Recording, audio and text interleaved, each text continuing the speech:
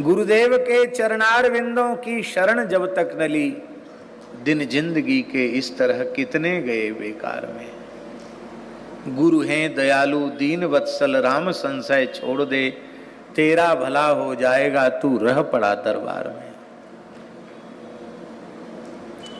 और वस्तुतः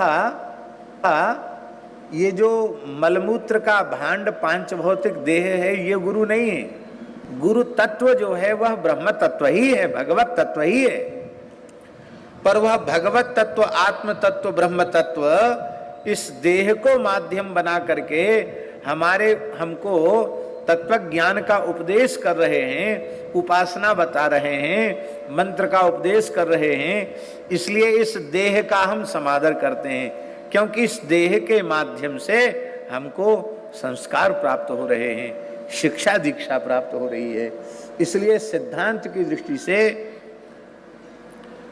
गुरोह शरीरमपि गुरु और गुरोह आत्मापि गुरु। आत्मा तो गुरु है ही है, शरीर भी गुरु है। हम लोग शरीर का भी आदर करते हैं, क्योंकि वह आत्मचेतन इस दृष्टि के माध्यम से शिष्य की ओर देखता है, कान के माध्यम से उसकी जिज्ञासा को सुनता है, मुखारविंद के माध्यम से उसकी जिज्ञासा का शमन करता है।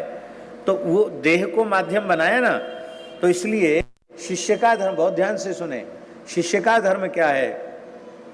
गुरोह कायम रक्षेत। शिष्यों का धर्म है वो गुरुजनों के शरीर की सुरक्षा का विचार हमेशा रखे। इनका शरीर स्वस्थ प्रसन्न अधिक समय तक कैसे रहे, यह प्रत्येक सत शिष्य के मन में विचार रहना चाहिए। क्योंकि वे जितने समय तक स्वस्थ शरीर में विराजेंगे, उतने समय तक उनका मंगलमय दर्शन, उनके सत्संग का लाभ, उनकी वाणी का लाभ, उनके आश्रय का लाभ हमें प्रत्यक्ष रूप से मिलता रहे। अब गुरुजी का धर्म क्या है? गुरुजी का धर्म है गुरोह धर्मः। गुरुजी का धर्म है शिष्य के संस्कारों की रक्षा करें। शिष्यस्य संस्कारान रक्षेत, उनके संस्कार की रक्षा करें। तिलक क्यों नहीं लगाया? तुलसी गले में क्यों नहीं है? मंत्राज का जप क्यों नहीं किया? तुम्हारा यह आचार वैष्णवता के विरुद्ध कैसे हो गया? ये डांट करके कहे। और यदि वह ठीक से उपासना के पथ पर नहीं चलता है, तो जैसे व्यक्ति मलमूत्र को त्याग कर सुखी हो जाता है, ऐसे मलमूत्र के समान उसका त्याग कर दे।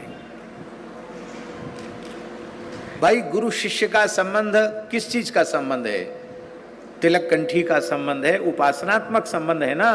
और आप मंत्र जप नहीं करते, उपासना नहीं करते, तो आपका गुरु जी से क्या संबंध रह गया? तो शिष्य के संस्कारों की रक्षा करें। यदि गुरुजनों के कहने पर भी शिष्य अपने सावधान होकर सही मार्ग पर नहीं चलता, अपने संस्कारों को नहीं संभालता है, तो फिर शिष्य के उद्धार की जिम्मेवारी गुरु जी की नहीं है। फिर तो गुरु की करनी गुरु जाएंगे, चेले की करनी चेला, उड़ जाएगा हंस अकेला। कहत कबीर सुनो भाई साधो, कबीर जी का पद, उड़ जाएगा हंस अकेला। एक डाल दो पंछी बैठे, एक गुरु एक चेला। गुरु की करनी गुरु जाएंगे, चेले की करनी चेला। तो पहले गुरु तत्व में भगवान को स्वीकार करे, फिर गुरु उपदेश से इष्ट में भगवान को स्वीकार करे, फिर भगवत विभूतियों में भगवान को स्वीकार करे। और इसी प्रकार से अपनी दृष्टि को व्यापक बनाता हुआ फिर वो सर्वम खल्विदम ब्रह्म, ये सब कुछ परमात्मा का स्वरूप है, ये सारी सृष्टि ब्रह्मात्मक है, इस रूप में स्वीकार करें। और यहां तक पहुंचने के बाद फिर सरलता अपने आप आ जाएगी। फिर वो आती नहीं है, और बनावटीपन तो उसमें होता। बनावटी सरलता कितने दिन तक चलेगी? सहज होती है। अध्यात्म की में प्रगति पर सरलता का भी अभिमान होता है? नहीं नहीं, ईमानदारी से अध्यात्म पथ का पथिक हो जाएगा और सरलता आ जाएगी, तो अभिमान तो संभव ही नहीं है। हाँ, मौखिक वाचिक ज्ञान अध्यात्म का होगा और सरलता का अभिनय मात्र होगा तो अभिमान जरूर आ जाएगा, लेकिन वस्तुतः सरलता आ जाएगी तो अहंकार फिर वहां टिकेगा ही नहीं। अहंकार उस व्यक्ति का स्पर्श ही नहीं कर सकता।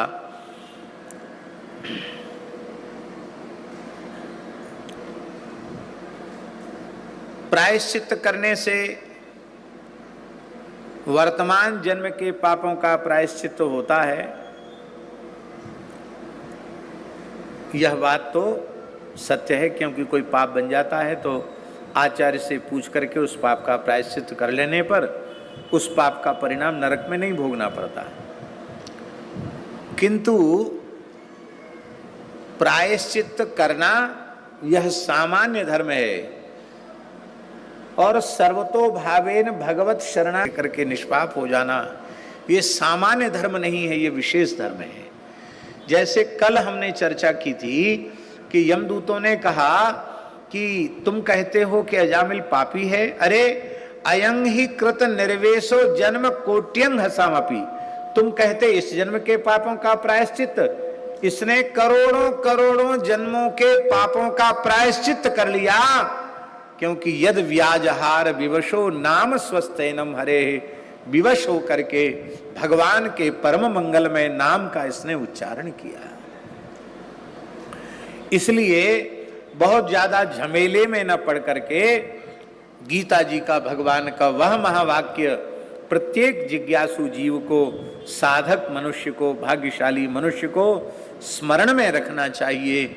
अपिचेत सुदुराचारो भजते माम अनन्य भाग साधुरेव समन्तव्यः सम्यक व्यवसितो ही सा। एक यह वाक्य और दूसरा तेषाम हम समुद्धरता मृत्यु संसार सागरात भवामि नचिरात पार्थो मय्यावेशित चेतसा येन केनाप्युपायेन मनः कृष्णे निवेशयेत्। जिस किसी भी उपाय से संभव हो अपने मन को भगवान के चरण कमलों में लगा देना चाहिए, बस इतनी सी बात। और भगवान के चरण कमलों में मन लगाने के दो साधन मेरे हरिगुरु संतों की कृपा से अनुभव के आधार पर दो साधन सबसे श्रेष्ठ, सबसे सरल, सबसे सहज हैं। एक है निरंतर नाम जप और दूसरा साधन है नित्य प्रति आर्ष ग्रंथों का श्रवण। गीता, भागवत, रामायण, विनय पत्रिका, भक्तमाल आदि जो ग्रंथ हैं उनका नित्य सत्संग।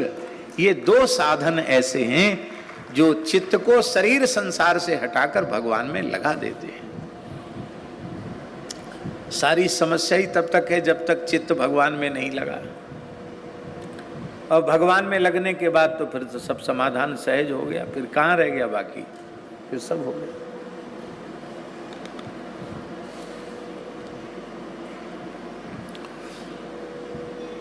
परमात्मा के प्रति जब तक पूर्ण महत्व बुद्धि का उदय नहीं होगा तब तक वैराग्य उत्पन्न ही नहीं होगा।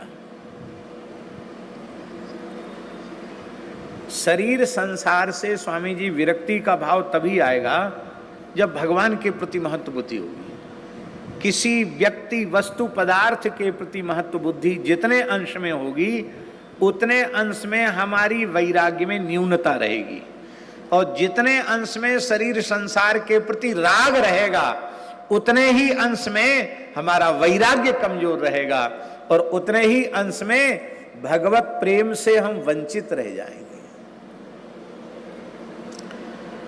तब क्या उपाय है कि वैराग्य में तर और तम भाव आवे?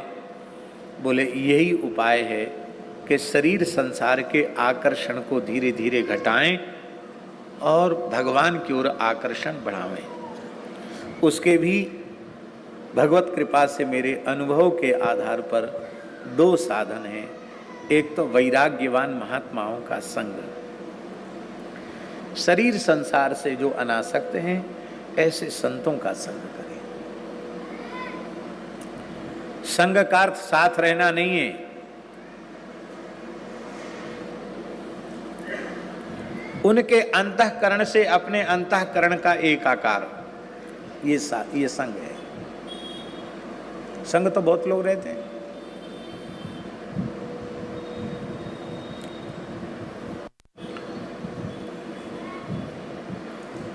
उड़िया बाबा सिद्ध पुरुष थे,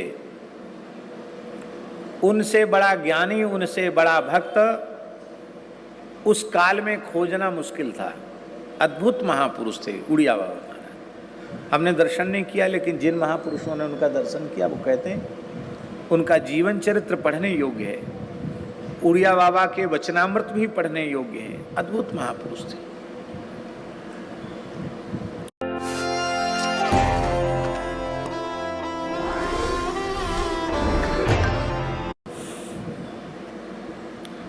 उड़िया बाबा दावानल कुंड में अपने स्थान में विराज रहे थे। उनकी पर्ण कुटी बनी हुई थी। 2 साधिकाएं थीं, सगी बहनें थीं, ब्राह्मण परिवार की थी। उनको कुछ साधन संबंधी जिज्ञासा उनके मन में थी, तो दोनों बहनें पूज्यपाद श्री उड़िया बाबा की कुटिया में उनसे कुछ पूछने गई। स्वाभाविक है, लोग संतों के पास जाते हैं, कभी कोई जिज्ञासा लेके भी जाते हैं।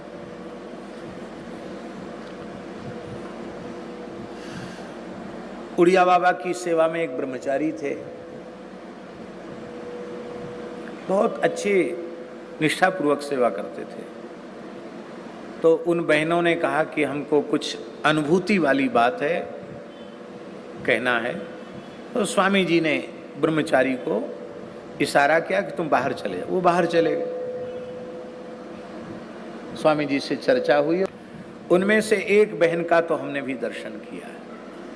लगभग उनकी 100 वर्ष की आयु थी। देदामई वाली माता जी, वो भी जीवन मुक्त महापुरुष थी। एक तो पधार गई थी, एक थी। उनका दर्शन करने हम गए। अब उनका शरीर नहीं है। बड़ा दिव्य जीवन था। आप सोचिए, आजकल बुरा नहीं मानना, आजकल माताएं साधु सन्यासी का वेश बनाकर घूमती हैं।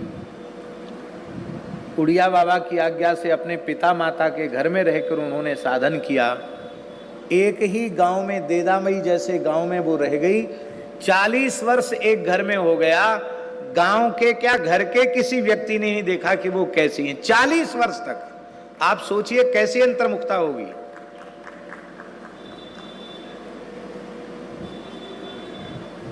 उनका दर्शन करने गए, कच्चे घर में थी। और एक सेवानिवृत्त कमिश्नर थे, वो साधक की रहनी से रह के वहां झाड़ू लगा रहे थे। पता चला ये कमिश्नर है।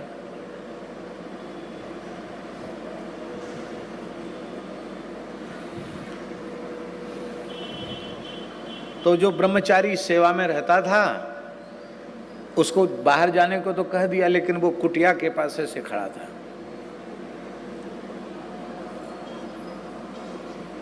बाबा जी क्या बात करते हैं, ये बहनें क्या बात करती हैं बाबा जी से। वो तो चली गई। ब्रह्मचारी फिर सेवा में आए। उड़िया बाबा बोले, इस शरीर की सेवा करते हैं आप? हाँ जी जी स्वामी जी। बोले, घोर नरक में जाओगे। क्या कहा? घोर नरक में जाओगे। उसके तो बेचारे के रोंगटे खड़े हो गए। बोले, महाराज इसलिए सेवा थोड़ी करते, घोर नरक में जाएंगे। तो 5-7 हाथ दूर से कोई स्त्री शरीर निकल जाता था तो इतना तीव्र वैराग्य था कि हमको वमन हो जाता था। स्त्री शरीर की गंध से उल्टी हो जाती थी। उनके जीवन का एक प्रसंग है। एक उधर गए थे आसाम की तरफ, एक घर में आग लग गई और घर के सब लोग बाहर हो गए। एक छोटा बच्चा, 4-6 महीने का एक बच्चा भी आग उस घर में रह गया। उसकी माँ भी बाहर निकल आई, लेकिन माँ उस बच्चे को उठाने के लिए आग में चली गई। अब वो घिर गई चारों ओर से आग में। किसी का साहस नहीं था कि माँ और बच्चे को पकड़ के लावे। उड़िया बाबा वहां से जा रहे थे। बाबा ने चीख सुनी तो बाबा धधकते हुए आग वाले घर में भीतर चले गए और उस माता को उसके बालक के सहित सुरक्षित हाथ पकड़ के निकाल के बाहर ले आए। लेकिन इसके बाद उन्हें स्मरण हुआ सन्यासी को काष्ठ के